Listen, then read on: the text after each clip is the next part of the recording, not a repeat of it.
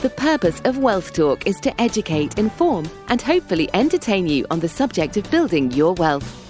WealthBuilders recommends you should always take independent financial, tax, or legal advice before making any decisions around your finances.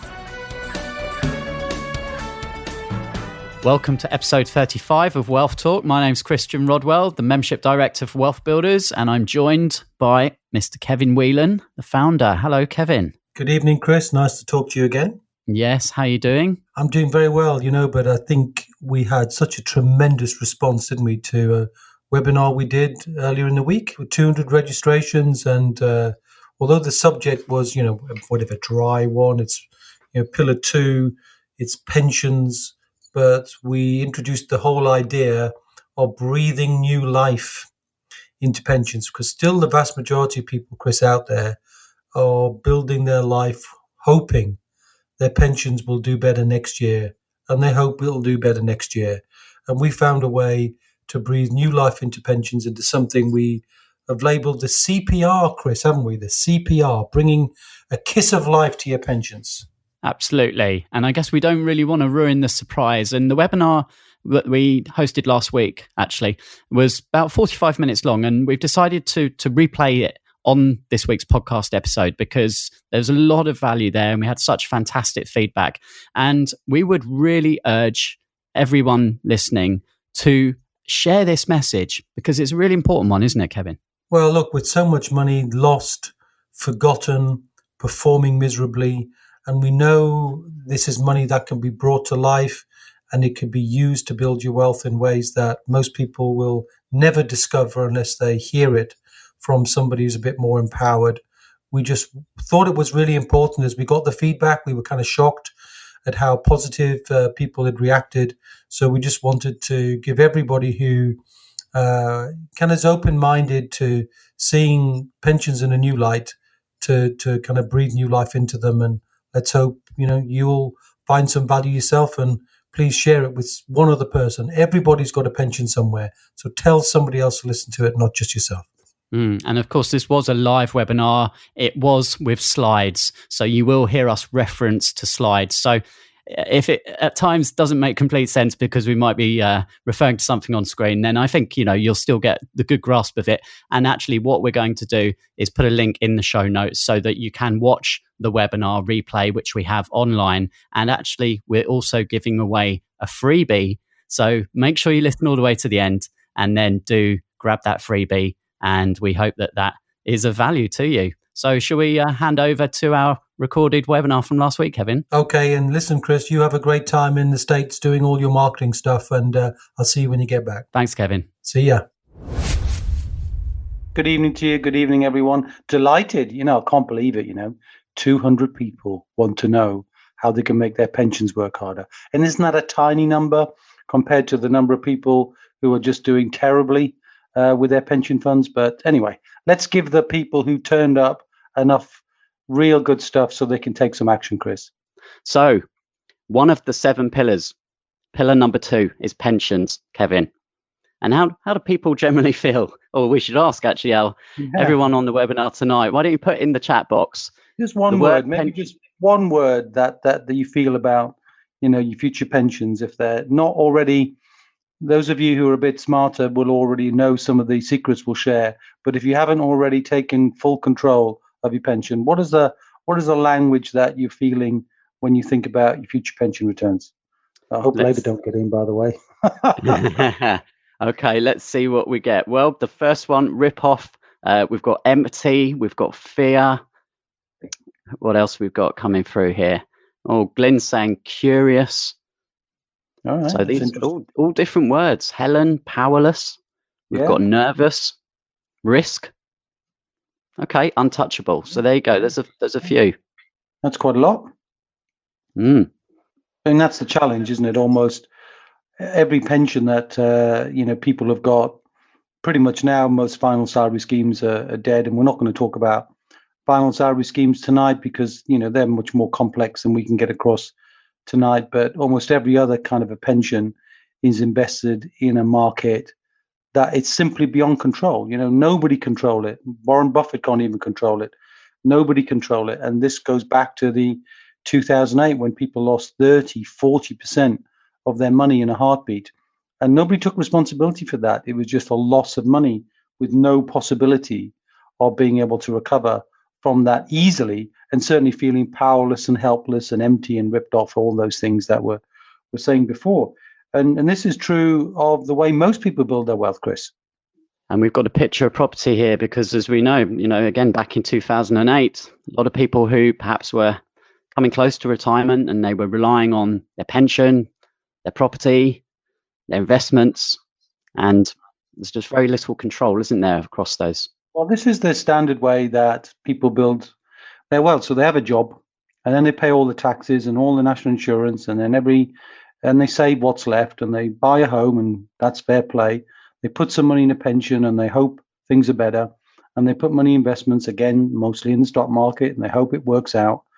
But the real challenge about that is there is no place to build wealth in the stock market. It isn't building, because you can't build.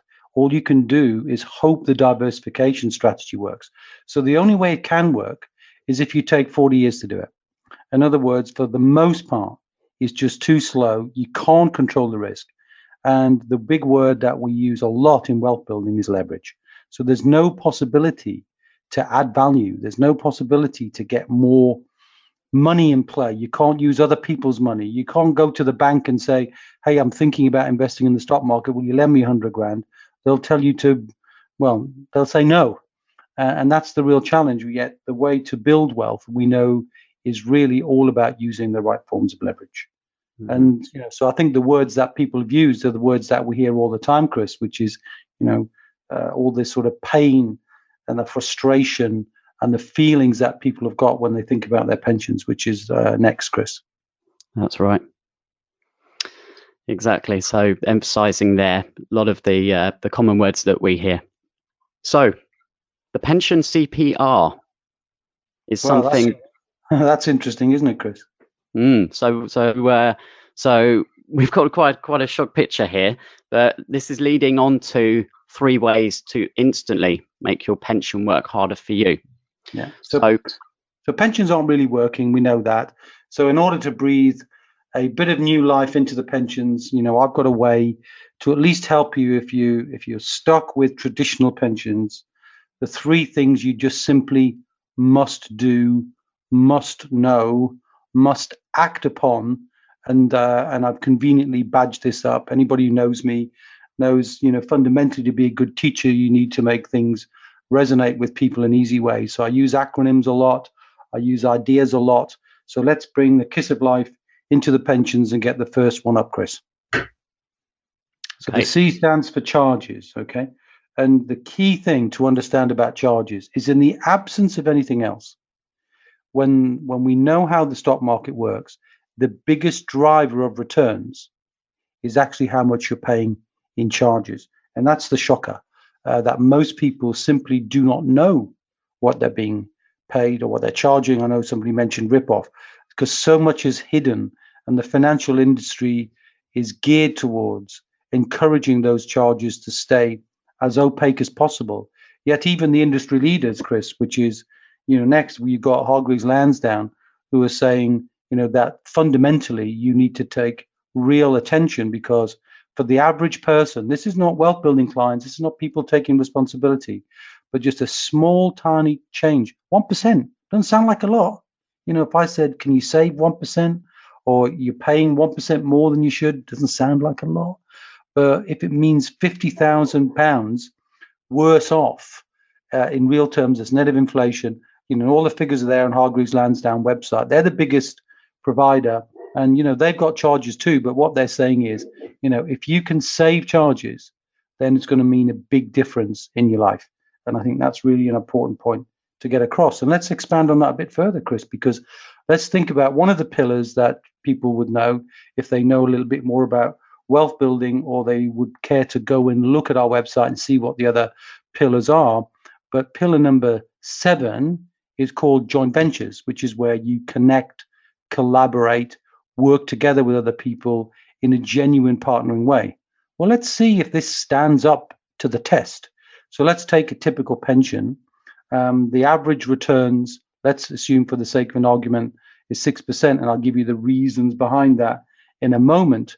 But let's just say over the long term, when you take out the booms and the bumps and all of the things that happen over which we have no control, the average gross return is 6%. And the average fees to achieve that, taken by the industry in all sorts of different ways, is about 2. Now, these are known figures, by the way, means the net profit, which is an ROI, a return on your investment, is an average over the long term of 4%. Now, this is a known figure by all economists, and they use this as the safe, what we call the safe drawdown route. In other words, all financial industries in the UK and the US will say, when you've got a pension and you're looking to retire on it, probably what is safe is about drawing 4% on that. Now, if that's the case, if the financial services company was truly partnering with you, they're putting, if you think about the joint venture, would you sign this joint venture with a partner who puts none of their own money in? You put in all the money, you take all of the risk, they share none of the risk at all, they take a third of the profit, and there's no accountability if something goes wrong. I just don't think it's a value proposition. It's just hidden. And most people, when they get their first job, just assume that this is the way everybody does it. And I think it's an assumption that needs a challenge. We need to shoot this sacred cow squarely in the head and say, stop, please don't sign a joint venture agreement with a third party who's taking a third of your profit. And when you get older and you take less risk, which is truer when people get into their 50s and 60s, they take less risk, so they reduce their returns, then they could be getting 4% return, but paying 50% of that from it. It's just not right, Chris. That's what I feel about it, and it makes my blood boil a bit, frankly. Mm-hmm. Okay. Shall we switch to the next? Yeah, you let me off now, Chris. I'll have a bit of a breather now. So the P in my CPR is performance. And, you'll hear a lot of companies, and there's some I could mention, but don't as we're recording this, who will say, yeah, but we outperform. We've got the ability to outperform. There's no such thing as continued, predictable outperformance. It's only overcharging. Now, let me tell you how it works. So let's move on, Chris, so I can describe how performance actually works. Now, I call this the rule of 5 and 3. Now, this isn't a rule you can Google. You Googlers who are going to go looking for things, this is not a rule that's been created by anybody but me. But this is what it works in mathematical theory called, I'll try and remember what the actual mathematical formula is in a minute. But in simple terms, most IFAs, if you meet them and you have a conversation, they'll do something called an assessment of your attitude to risk. Okay? Now, those of you who've done that, can anybody acknowledge that they've done that? They've met an IFA, they've done an attitude to risk, and that attitude to risk gives them a score or gives them a name like low, medium, high, or cautious, or adventurous. Can I just check that many? Yeah. Lots of yeses. We've got Brian, David, Robin, Helen, all saying yes, yes, yes. Vicky, right. Glyn. Yeah. Okay. Right. Now, this is normal. Now, what they're trying to do is give an assessment on, in general terms, using something called modern portfolio theory. Now, this was created way back in the 50s, actually, by a guy called Harry Markowitz. But the principle behind it is that all you can do is diversify your money because you can't know what's going to happen. Now, if you can't know, the only thing they do know is the tolerance. So in other words, on a scale of 0 to 10, with 0 being zero risk, then you wouldn't invest in the stock market at all, and 10 being high risk, wouldn't be a surprise that most people end up at risk level 5. All right? That'd be reasonable. So let's just give an example. So in risk level 5, modern portfolio theory and all the models that the IFAs work from will make an assumption that 95 years in 100, so reasonably predictable, right? It's decent probability, decent predictability. So I'm going as slow as I can. In 95 years out of 100, your returns will be somewhere between 5 times your risk score, i.e. 5 times 5, which is plus 25. So if you have a stonking year, you'll get plus 25% on your money in the stock market. If you have a bad year, 95 in 100, you'll get minus 3 times your risk score, so minus 15. So all they know is your money will operate between those two tolerances, plus 25, minus 15. And when you average that out, in terms of what happens, is you'll get an average of 5 to 6%.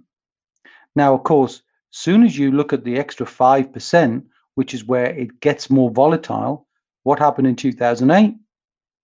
It wasn't minus 15, it was minus 30. So you get these years where you get really terrible returns, and those uncertainties, that volatility is becoming more and more frequent as we get the sort of transparency in the speed of which people make decisions and the speed at which opinion and volatility gets used by, I suppose, social media and a whole range of different technological factors. That means people respond so much more quickly. So does that make sense? So you can understand that's all they're doing. Now, if you know this is the case, if you know this is the mathematical model that they're all using, you can be taught this. So if this is the case, then why would you pay an IFA or a fund manager or a wrapper a high performance fee for something that's already known? Just because you don't know it, they operate it. And I'm saying you can learn this in a weekend, and then you can dramatically cut your costs so that your gross return might still be 5 or 6%, but you keep much more of it because you're not paying such a huge amount in fees. That's all I'm saying. Okay. And if you look at the drawdown rate, when we look at what the average pension is in the UK and why it's slow, is for the average person in the UK at retirement with a 200 grand pension, if they control it and get an average of 5, it's 10 grand a year. If they get 200 grand and at 4%, which is deemed to be the safe drawdown rate, they'll get 8 grand a year. Well, then you need to rely on the state pension, because who can rely? And this is the average in the UK. This is real numbers. This is not just made up numbers. And for women, it's shocking. And we did a podcast last week, Chris, didn't we, about some of the dramatic figures where women start with a much lower opportunity to get the same value. And just in terms of their work life and so forth, on average, their pension nationally is less than 100 grand. So for those people, Chris, when we talk to people who want to be financially independent in foundation, the average figure we get from someone who wants to be secure is about £4,000 a month, and to be completely independent, £10,000 a month. Well, let's say that's 50 grand a year and 100 grand a year. So to get 50 grand a year, you need a pension of £1 million. So this is slow, and the number of people who've got £1 million in their pension, Chris, is tiny. It's less than 1%. So it's just not doable. That's why I'm saying you cannot build wealth by saving money from a job, putting it in a pension and hope for the best. Let the industry profit and take your funds under management, and then hope that nothing goes dramatically wrong at the time when you retire. If you were retiring in 2008 with 200 grand and you thought you were going to get 10 grand, and then the stock market took 40 or 50% off you, how do you recover from that? It's virtually impossible to do that. And that's why I think, there's a better way to look at that. And there's just no real activity going on. People are not actively being involved. And I want to encourage some participation by understanding the real risks that are taking place. Okay. Well, on that note, we have Alpha Risk. Yeah. Well, look, if you take a look at what happens in stock markets and you were to kind of draw it on a very simple diagram, what would you see? You'd see kind of steady rises and dramatic falls. Yeah, that's what you see. So so like a rising hill and then a sudden steep decline. And this is what happens with volatile assets. You just get sudden and steep declines. Now, if you were a mountaineer and you knew that if you were on that steep decline, you were going to fall down that cliff face and it would dramatically affect your wealth, what would you do? What do you see here, Chris? I'd be harnessing in some kind of stop points to stop me falling too far. Exactly. So you hammer in anchors to stop you from being devastated. Now, and this point about fund mandate. So I'm not trying to be too complex here, but just think about this in a simple way. If you buy a fund is known as a long-only fund. What a long-only fund means is this is what the fund does. It's got a mandate. So let's take a FTSE tracker fund, for example. What's the mandate, do we think then, of a FTSE tracker fund? It's to invest in funds that are the companies made up of the FTSE. Now, if the FTSE dramatically falls, the fund manager can't diversify and invest in gold, or diversify and invest in another country or another commodity or something. They just have to stay with the fund, because the fund mandate says we must keep 90 or 95% of our money in the market in which we've been given a mandate. So this is the problem. They're industry funds which just move in one direction like a ship that cannot turn.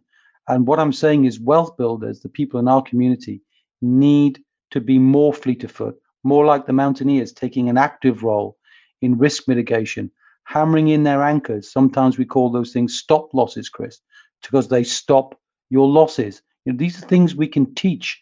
Although we don't have a course to offer people in this, so don't get worried about it, you guys. There's nothing to offer you, but these are things that can be taught. So risk mitigation is critical when you're dealing with volatile assets. And this is the key to making sure that you're looking at wealth, not just in your stock market. There are risk mitigation techniques that you can use, like stop losses, like something simple that I call banking, which means as you make money, when you're going up the hill, take some of that money off the table and put it somewhere else so it doesn't work in the same way. So you made 20%, you had a great year, take 10% off and invest it somewhere else, so that you're not just following the same pattern of the inexorable up and then the massive decline. So these are the sorts of things that people can do. And of course, while these things are there, Chris, what we see for the most part is people being completely disinterested and not being willing to take these steps, which is why so much money is lost and forgotten out there, isn't it? Indeed. And if people weren't thinking, wow, this has not sounded so great, then there's a huge amount that is, as you say, sitting out there completely unclaimed. So for everyone on the webinar tonight, think back. Is there perhaps an employer back in the past when you started out where you may have had a lost pension? And Kevin, £20 billion. I mean, we're not talking small beer, are we? I mean, £20 billion is the economy of some countries. It's massive. And this is people in the UK, nowhere else, just in the UK, who've left money and they've forgotten it.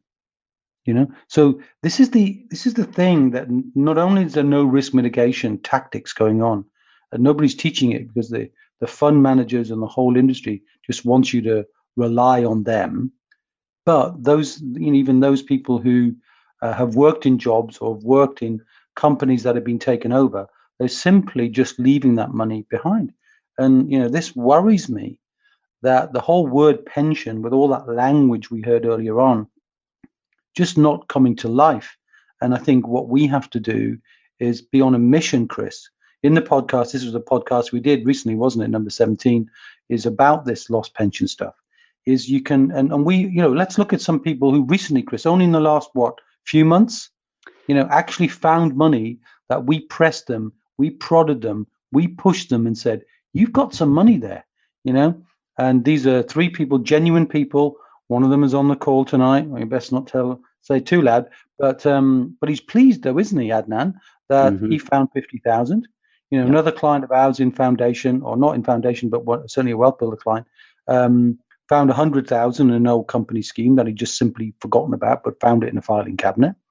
And my client Chris, who kind of knew he'd worked for a company, said, "Oh, it can't be much, Kev. It can't be much.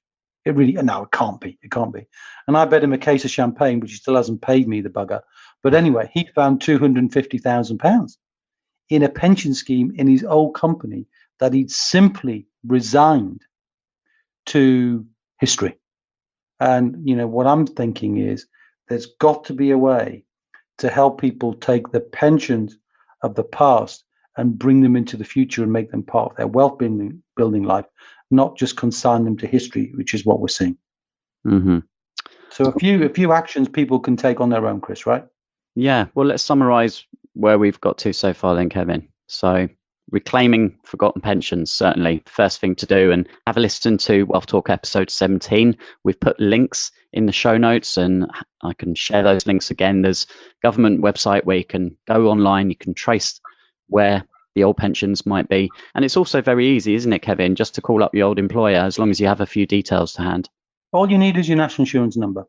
And the other thing about forgotten pensions is also for pension credit.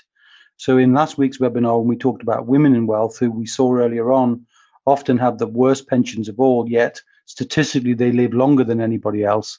You know, and I said in that episode, 75% of women by the time they get to their late 60s are either single, divorced, or widowed. You know, so it's a real serious issue. If you've got a small pension and yet you're on your own, you know, that's not a life that's worth. Wow, I mean, that's going to be a struggle. And who wants to be struggling in their 60s and 70s?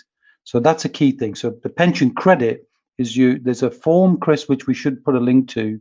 I'm not sure we did that, called a BR19, BR19, which is a state pension forecast. So for women in particular, if you spend any time in caring, that's either looking after parents or looking after children, you can claim a credit to make sure that your state pension is there. But let's not forget, you know, although we're going to have an election soon, state pension has been moving back and back and back and back, and it's going to get less and less and less and less.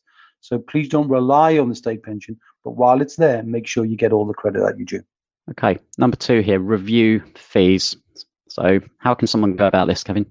Well, the way to do that is to be unashamed about this and just, you know, go to whoever you're using, who you're paying fees, which is a great thing to be reviewing anyway, the value of what they're bringing to you, and say, give me a complete list of the fees and charges I paid in the last 12 months.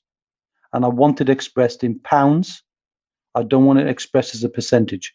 And I want to know everything. I want to know the transaction costs. I want to know the penalties, because a lot of companies, one in particular, hides the fact, or often they charge penalties, which people don't always understand, right? So you've got to understand penalties. You've got to understand exactly what's being charged, because there's no better way to increase your return than to reduce the break that's being levied by charges. Okay.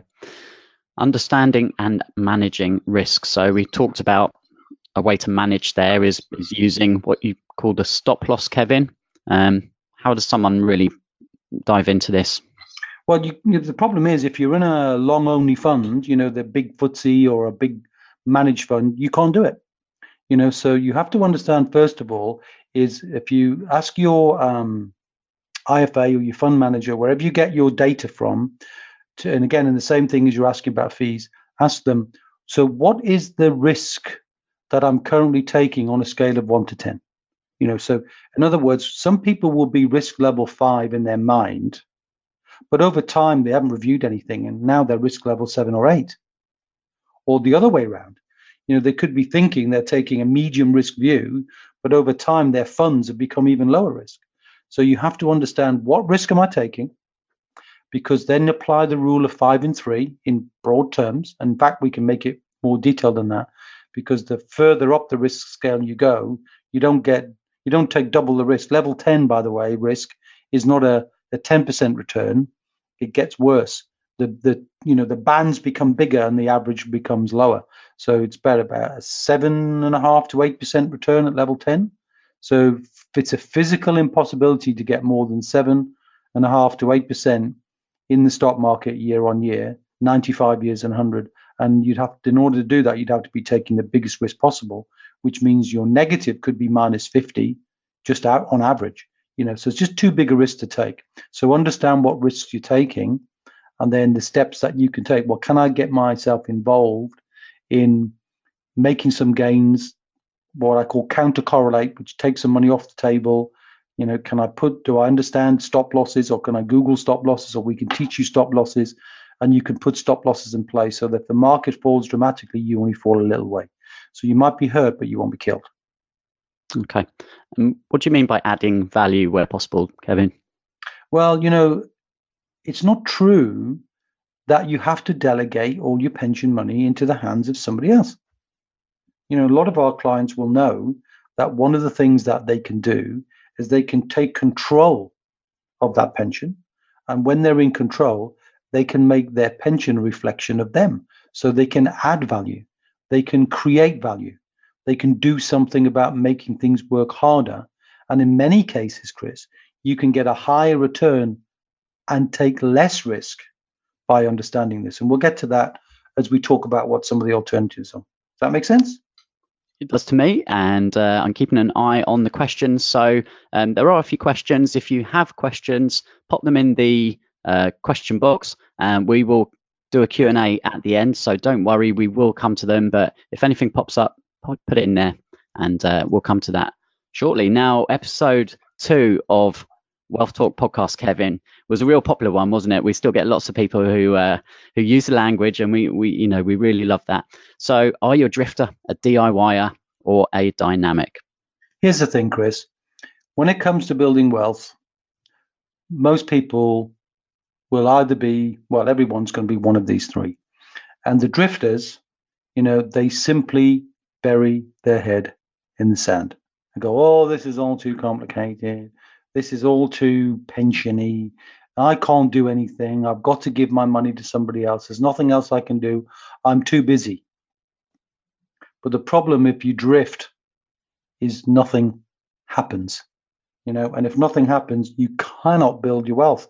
So you're at the mercy. You might just hide from it, but you're really at the mercy of whatever happens. And that's just not a great place to be completely out of control. Yeah, sure, you don't feel the pain. You don't have to learn anything. You don't have to do anything. Yeah, but the price you pay is you'll be poor in retirement. And this is not a good place to be when actually you don't have the appetite to learn anymore because you spend decades and decades and decades just drifting on the sea of where the stock market takes you. And that's not a good place. So drifters, if you're a drifter, jump off the call because you're not going to get any value from it. And I'm assuming because people have taken time out of their day to do something, Chris, then they're not drifting. DIYers, well, we love the DIYers. Nothing wrong with a bit of DIY, Chris. Nothing wrong with knowing how to tile a bathroom, but you can't build a house DIY. So wealth is the danger with DIYing. A lot of people are Googlers, and there's a huge difference between the tsunami of information you can Google and think, well, if I Google it, I can do it. Well, it's not easy to do some of the things that have been saying. It's easy to do some research and think about it, but the DIYs in the same way, in the end, have so many to-do lists, they end up drifting. So nothing wrong with doing something yourself. So let's teach you what to do so you can do something simple and do it. That's fine. But let's go back. What happens in normal cases, Chris, with pensions is people might be interested. They might, but they don't. There's all this money unclaimed. How difficult is it to claim this money? It's so easy.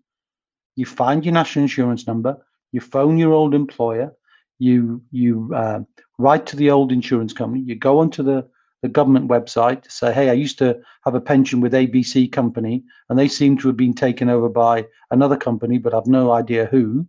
Then you make a phone call and they help you find that money. But the number of people who are finding it, it's still 20 billion unclaimed. It means nobody's claiming very much, Chris, and that's a big worry.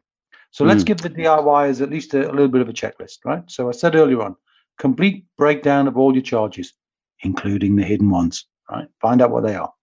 Find out what your returns have been and over whatever period of time. It's not fair to look over 1 year because, your IFA could say, well, you've had a great year, Kev. You've had a great year. Okay, but what's it been on average? And then have a look at your risk, see what actual risk score you are on a scale of 1 to 10 or 0 to 10. And then calculate the fees as a percentage of returns. Now, what I mean by that is if you know your risk score comes out at 5 and your returns are going to be 5 to 6 on average, forget what they've been, and you're paying 2%, you're paying 2 out of 6. So you're paying a third. So just be aware of what your fees are as a percentage. Probably, Chris, if we were doing this again, we'd say percentage of your estimated returns based on your risk score. Because you can't be seduced by someone saying you had a great year, because that's not how the stock market works. If everybody had a great year and plus 25, we'd all be wealthy, but we can't be, and that's the whole point about that. So and we're going to create a checklist for people as well, yeah. Well, for everyone who's on the call, can go do it. Absolutely. So we just actually are in the sort of putting the final touches on the checklist. So we have a URL here for you to go to tonight, and you can pop your name and your email address in there. And as soon as the checklist is finished, we're just getting the final sort of touches put on there, then we will send you a copy of that. So you'll have a list of all the steps basically to check your charges, to improve the performance, manage the risk, everything that Kevin's talked about tonight. So if you'd like that checklist, head on over to wealthbuilders.co.uk/pension-CPR. And I'm going to put that link in the chat box for you in a moment. And we'll send this link out after the webinar as well. So if you haven't got a pen handy at the moment, don't worry. You'll receive an email after the webinar where you can head on over there. Cool. Well, so the other option, But the other option, Chris, is to be dynamic, which means get it done. Don't stop, get it done. You see something, you just get it done. Now we do this, and this is an example, and we do something called a CPR report. And we take the example, we look at the charges, we look at the total. And in this case, this is just a dummy one. It's not a real one, but there are companies who charge these things, and give a green, amber, red. So this one is a 2.25 annual management charge. That's a genuine charge from a company out there that's massive. And, the performance is again, can be low relative to the, you just look at all of these things anyway, and you get a green, amber, red, and then you can see what the actual risk that you're actually taking. And then if you take a look at this one, 2.25 is a percentage of the estimated return, which is in the third one, which is 3.99, because the lower the risk, the lower the expected return. But can you see how it's almost 5 and 3 there? So 5 times 3 would be plus 15 in green, and 3 times 3 is minus 9. So the reason I call it the rule of 5 and 3, because it's kind of easy to remember. Statistically, it's not 100% accurate, but we're not talking about being accurate in this call. We're just talking about giving you a feeling for what you can do. Now, if I told you, Chris, that as a percentage of your expected returns, you are paying nearly 60% of your returns in charges, how would you feel? Yeah, pretty painful, that. Right. Now, this brings it home, right? This is the whole point. And the other points we always look at is who's the beneficiary, to make sure that people are nominating their spouses and nominating the right people as beneficiaries. And of course, with the new rules of flexible pensions came in 2015, all sorts of new flexibilities came so people can take money out when they want, almost treat their pension, if they're managing well, like an ATM.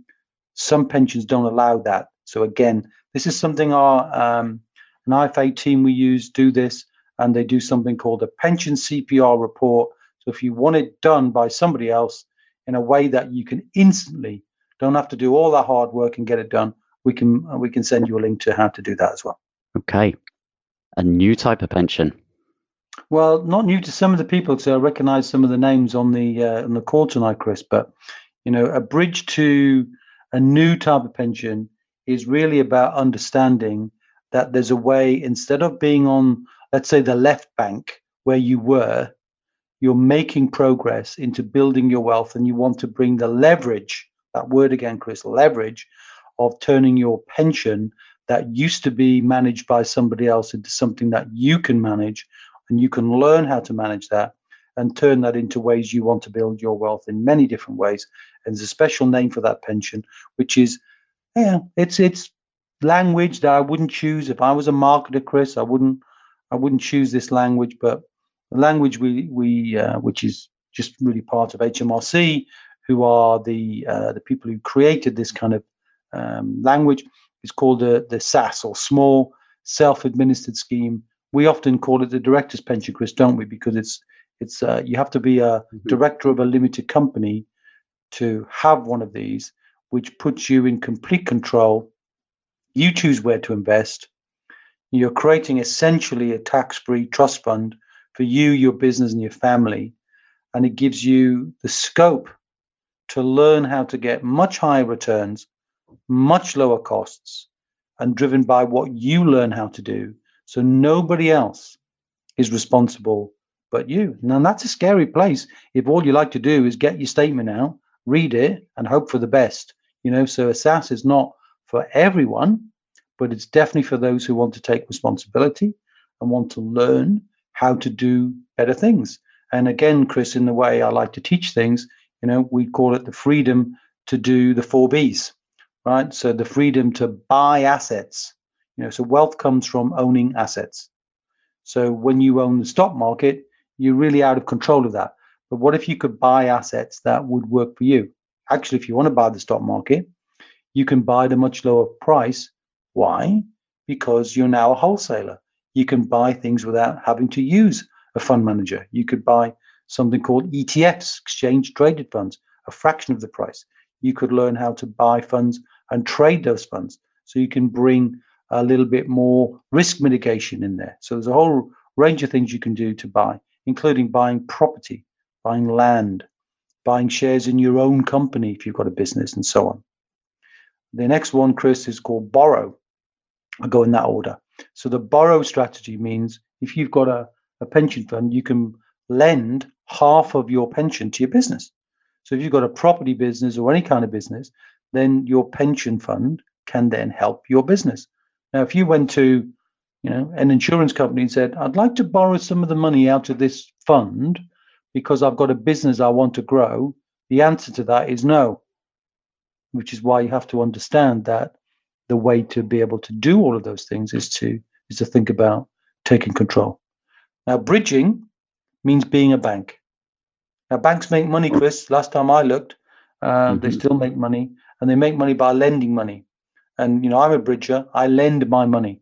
So if I was able to lend my money to, say, a property transaction where I took a first legal charge and got a 10 or 12% return on my money with that first legal charge and act just like a bank. So instead of having the money in somebody else's account and I can't control it, I've got the money in my account and I can lend that money and be a bank and get those kind of returns.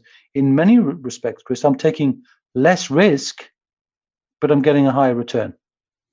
And also you can get leverage, so you can go to a bank and you can get money. You can go to a bank and you can get access to other borrowed money to make your pension worth even more. So if what was the average pension fund we said, Chris, in the UK at retirement? 200 grand. Yep. If I've got 200 grand and I go to the bank and say, hey, Mr. Bank Manager, I want to buy 200. I want to buy 200 grand's worth of stock I want you to lend the money. They're going to say no. But if I said I want to borrow money because I want to buy property, they'll lend me money, won't they? Now, they typically, if they lend me in a pension SAS, 50%, means if I got a £200,000 SAS, I can borrow another 100 grand, which means I've now got control over £300,000 worth of asset for 200,000, which means I can accelerate the returns, my investment. Okay, so the principle is not to try and teach people how all of these things work in the space of a 45-minute hour webinar, Chris, but just to be curious, because the starting point of all wealth is education, and education only comes from a curiosity to want to learn more. And I hope that we've given you a hard enough punch in the face if you've got a traditional pension to say, hey, I'd like to know more about some of these things that I can do to do a better job or do what I'm already doing, but doing it in a way that's going to make me more money. And we've got a whole bunch of resources, Chris, haven't we, to make available to people? Yes, we have indeed. So there's a screenshot of just one of the videos on our SaaS resources page. So if you'd like to watch that video and one other as well, which explain the benefits of SaaS, who a SaaS is for, wealthbuilders.co.uk/SaaS videos. So hope you enjoy watching those, learning more. And then at the bottom of that page, there's a button if you're curious about whether a SaaS could be right for you. Then you can fill in a very, very short form, literally just a handful of questions, take less than a minute to complete that. And we will obviously receive that, and we can get in touch and have a conversation with you and find out a little bit more. Yeah, and we're not saying a SaaS is for everyone, but do something. If you've got a pension, don't have a joint venture agreement with a third party that's taking 50% or 30% of your money without challenge. It's nuts to do that. Do something. SaaS is an idea for a business owner, somebody who's willing to take responsibility, somebody who's willing to take some guidance, and learn and do all those good things. So that concludes tonight's webinar, and thank you everybody for tuning in tonight. We hope that was valuable for you. Do download the checklist. We'll be sending that out within the next few days for you. And Kevin, any final words from yourself? No, it's been great to see that people are actually interested in this subject, bearing in mind, as we're seeing, with 20 billion lost and most people getting a very paltry retirement from their pension. I'm so pleased that people are willing to look at this, to think about it. Hopefully most of them are not the drifters and the DIYers. They'll actually dynamically do something and turn what's really quite a valuable sum of money for most people into something that genuinely they can influence and be part of their wealth plan, not part of somebody else's wealth plan. Wonderful. Thanks again, everybody. Good night, and we'll speak to you again very soon. See ya. We hope you enjoyed today's episode. Don't forget that we are constantly updating our resources inside the Wealth Builders membership site to help you create, build, and protect your wealth. Head over to wealthbuilders.co.uk/membership right now for free access. That's wealthbuilders.co.uk/membership.